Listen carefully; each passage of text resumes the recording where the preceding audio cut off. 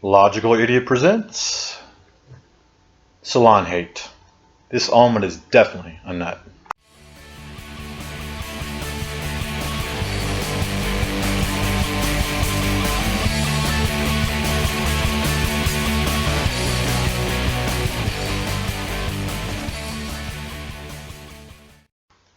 Hello YouTube, Logical Idiot back with a new series, Salon Hate. There are some pretty ridiculous far-left websites out there, but I think Salon has to be one of the worst.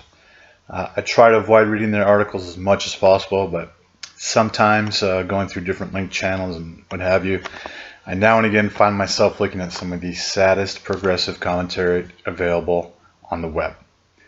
And of course, once I'm there, then I find myself shaking my head at almost every article which has a bleeding heart, has a feminist, has a right-hating, race-baiting, crazy euphoria of victimhood and fall oppression more than almost anywhere else.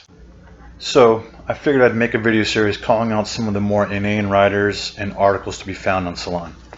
Today's feature is a writer by the name of Steve Almond, and I'll be focusing on an article he wrote on November 11th entitled College Football's Plantation Problem, the Violent Game and billion-dollar industry where black kids take all the risk for none of the profit. This is just one article in a series of articles where Mr. Almond basically just hates on college football completely, claiming some of the usual generic liberal platitudes, such as greedy corporations and millionaire owners that oppress players, that just sacrifice their lives for an amoral fan base that lacks integrity or caring, yada, yada, yada. Now, interestingly enough, Mr. Almond has written a book on the subject of his hate for college football, and I have no doubt that this series is just a way to kind of further the marketing for his book. Now, before I begin, let me just say, as is the case I find myself in often with liberal writers, I don't 100% disagree with what Mr. Almond has to say. I think, particularly in the article I'm about to discuss, that there are important talking points that should be discussed within his topics. But the usual problem with these liberal writers is that they just can't focus on the real problem at hand. Rather, they have to always bring in race, gender, inequality, oppression, etc., etc., etc. I don't know if this is because they just can't produce enough empirical evidence to support their claims, or if they realize their inferential evidence is baseless and so then they have to just appeal to emotion. But regardless, I do think that there is a discussion to be had regarding the money made in college football and the compensation of its athletes. I do think that our discussion is to be had on player safety and the long-term effects of playing the sport. But to say that the whole establishment of college football is racist, or to say that college players get absolutely no benefit from playing football, or that colleges assume no risk in fielding a football team is utterly fucking ridiculous. And those are the three central themes of his article. Let's get to it. Mr. Almond gets off to a running start. Not only is the article title quite provocative, but his subtitle reads thusly: Yes, Missouri football helped get the president canned. The sport remains a mostly unacknowledged fount of racism. A sport that gives young black males college degrees and gives a small percentage of them the real opportunity to be millionaires. And hell, even if you don't go to the NFL, I'm sure plenty of these people get jobs from having that degree and just having the fame of being a football player. That's racist? Bullshit. Bullshit. It would be racist if these kids played football but reaped no benefit whatsoever. They had to sacrifice their bodies and sacrifice their time for everybody else but got nothing out of it. But that's not true. They get a degree. Most, I'm sure, get a job after college because the degree, well, people with degrees tend to get more jobs than people without degrees. And some, again, become millionaires, become more than that. But then also, don't forget, there's plenty of social benefits to becoming a football player. And if you've ever been to college, you know the college football players, they get women, they have friends, they have all kinds of social benefits. And sure, some suffer that and some don't enjoy it, and that's not always a great thing, but certainly there's benefits there. Almond makes a reference to the Missouri president that just resigned this month as someone who ignored institutional racism and admits that he only gave up his position because of the involvement of the football players and their threat to boycott future games. So he's acknowledging that football players do have some kind of power. And I agree that that's what happened at Missouri. It's almost funny But it's sad that while that Mizzou protest group, eventually got that president to resign, and it claimed a quote-unquote victory, it really all came down to the football players getting involved and forcing the school's hand. Then he writes one of the sillier paragraphs I have read in a while. Quote, "But there's a sadder and more disruptive lesson in all this. One about the power of this country's football industrial complex, which has hijacked our system of higher education and which is, whether you choose to face this or not, a major player in our country's ongoing legacy of racism."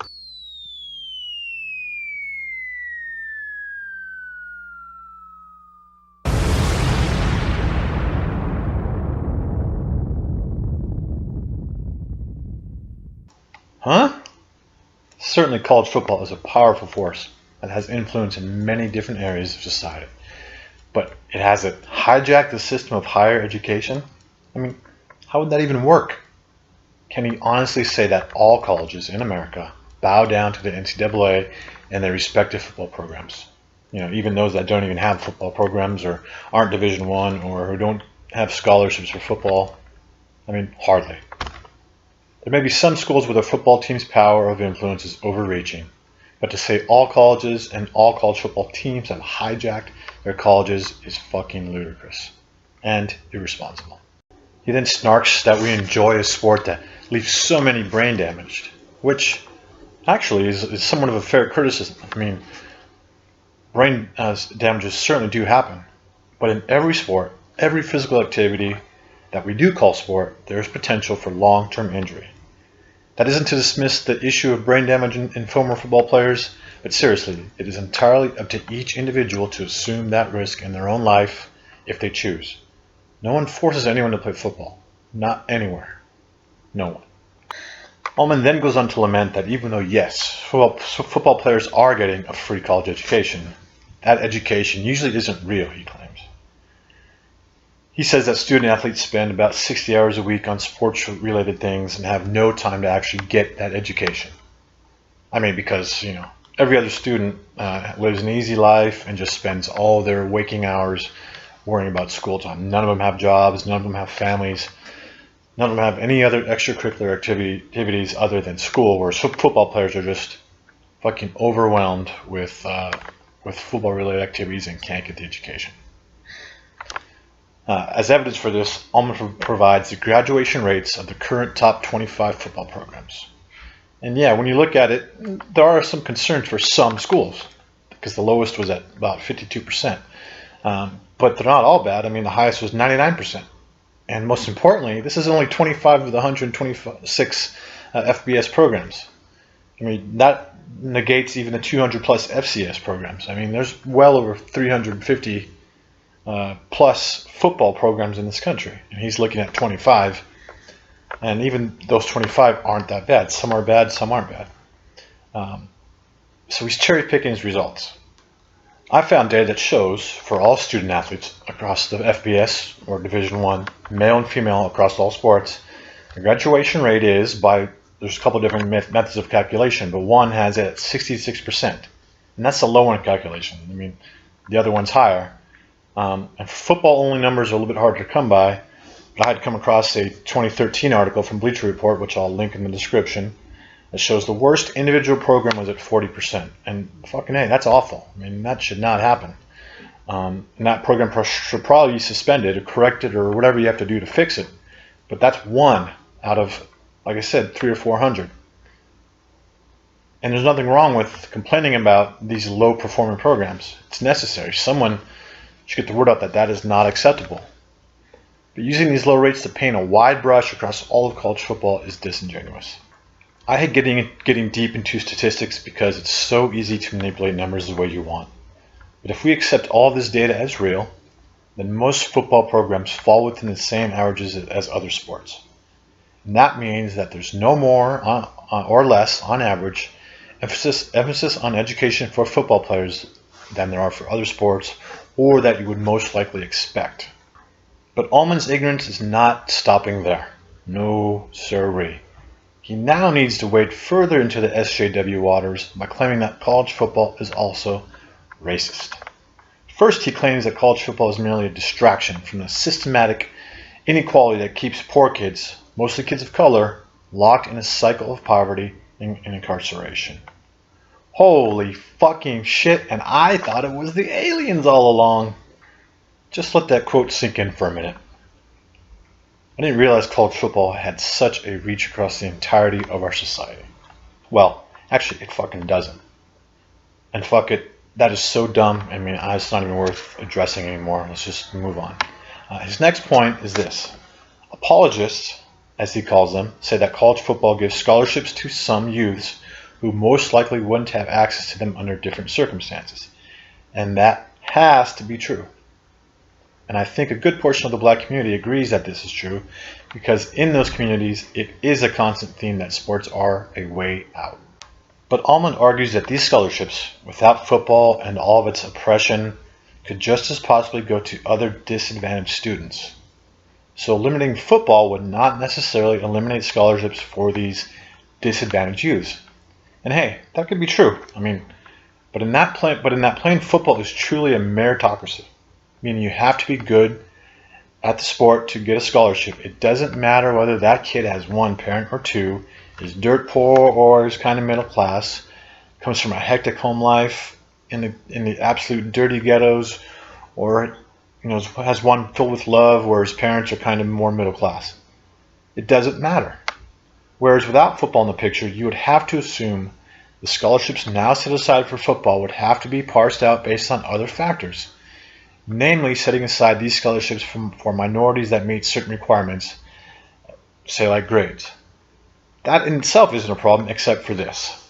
And I'm going to go ahead and post a link to a YouTube video from an old video from the 70s. It's the black economist Thomas Sowell, who is discussing how affirmative action programs actually hurt the lowest level of minorities. This video is from the 70s, but the idea still resonates today.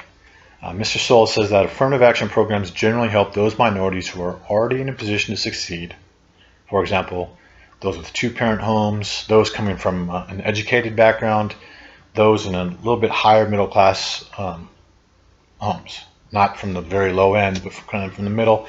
Even if it's lower middle, it's still middle class, but whatever. So these programs don't help single mothers, though, or those really low in the income family, those probably on welfare, or those families with no education. So in the eyes of Mr. Sowell, the scholarships that Almond proposes, which are basically just affirmative action scholarships, those would help those minorities that are already able to take advantage of those things. And that does not include single mothers, people very low on the spectrum. They just don't have they certainly can. They generally don't have the ability to take advantage of those things, whereas the middle class people or those who are already educated have a better grasp of how to get those kind of scholarships.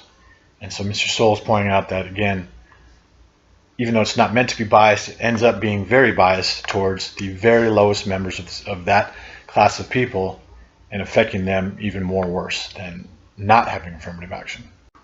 Almond then says that college football reinforces the racist idea that all black men are violent and animalistic. He conveniently neglects that plenty of white and other minorities play the exact same sport. In fact, even though one statistic I saw showed black males comprising around 47% of all FBS football players, Almond regularly ignores any other race in his narrative. Even if you take a higher number than that, say around 66%, and I'm sure with the top 25 schools, there's probably maybe even a little bit higher percentage of it, it's still ridiculous to consider college football as solely being played by blacks and consumed as entertainment solely by whites.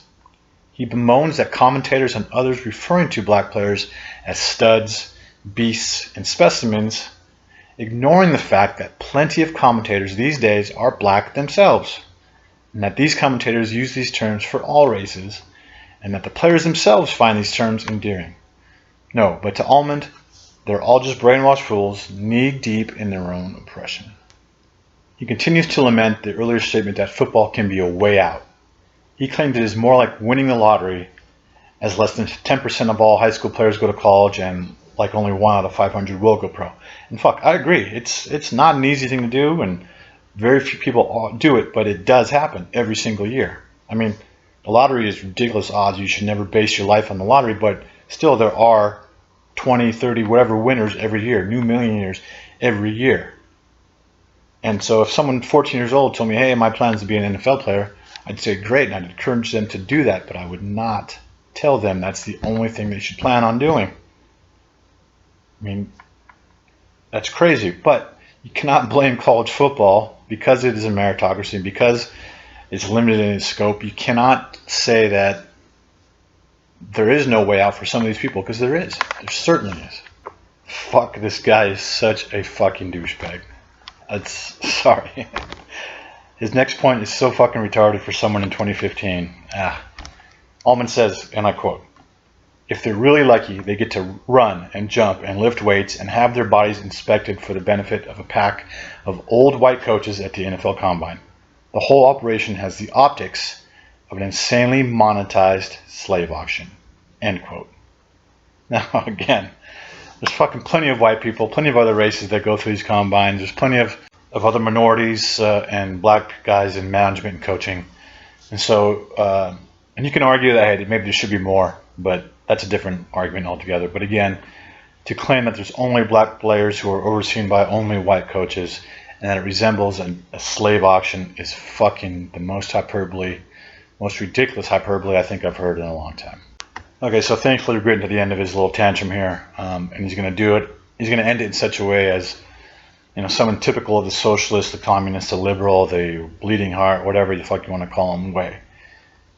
He claims that the capitalist nature of the business makes those that consume the product ignore the majority of players that don't make to the NFL, and that these huge football programs take money away from municipalities for stadiums and other things that would normally or could be used for the disadvantaged neighborhoods in those cities. And that he likes to walk the high moral ground for not following this cult. Fuck this guy. Seriously, fuck Steve Almond. I hate this motherfucker, and I hate his kindergarten brain and the fact that he gets paid to spill this ridiculous shit on some fucking webpage. Well, I don't give a fuck. He gets paid, whatever the fuck. It just makes me sick to think he has an audience for this kind of drill. Hey, I mean, there's issues in college football that you should address, and that's not a bad thing, but to sit here and claim it's fucking institutional racism, it's fucking slave trading, it's fucking manipulation is just fucking retarded. Everything he wrote was based on his platform of injustice, victimhood, and irresponsibility. His blinders pushed him further and further down a tunnel of his own racism, his own insecurity, and his own ineptitude.